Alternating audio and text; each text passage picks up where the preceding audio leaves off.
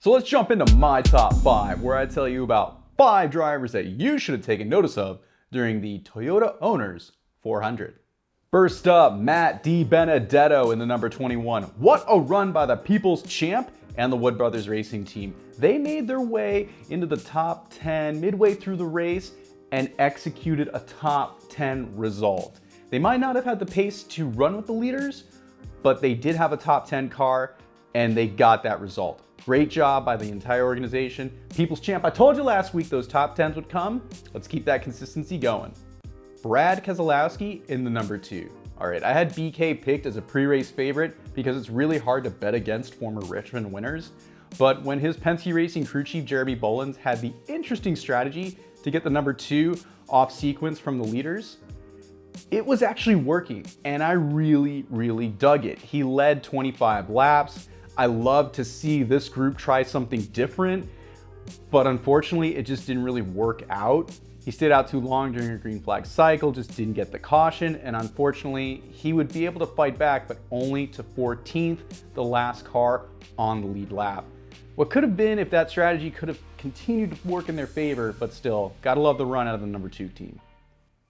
Eric Almirola in the number 10. Finally, Eric Almirola captures a top 10 this season. Suck it, all right?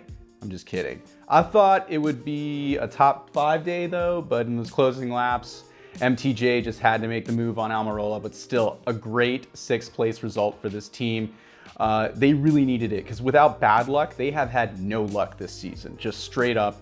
The only thing that has been a bright spot in their season was that fight back from, being torn up at Martinsville last week to salvage a top 20 finish. So it's great to see that out of that group. A2, keep that run going. And Bugger Ravage, man, you prepared a fast Stewart-Haas Racing Ford Mustang. So kudos to you, man. Your whole group is working together well with that number 10 team.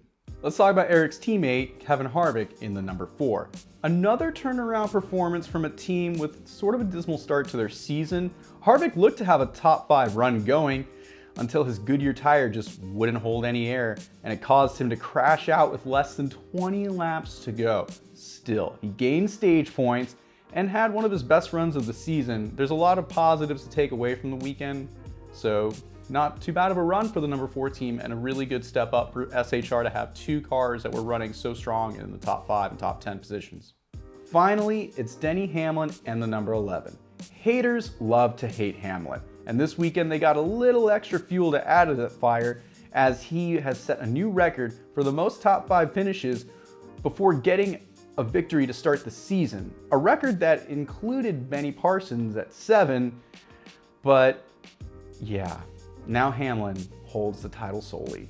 Yes, Hamlin did lead the most laps. He won both stages, but he did not get the W in his home state's track. This guy is a machine though. So far this season, he's just been racking off top 5s. So you know when he gets that victory, the floodgates are gonna open and Hamlin might be unstoppable. So it's only a matter of time, but 2nd is his best result of the season. So, bright spot? And that'll do it for my top 5. Who do you think had a strong performance at Richmond that just didn't get highlighted? Comment below and see who will be in my top 5 next week.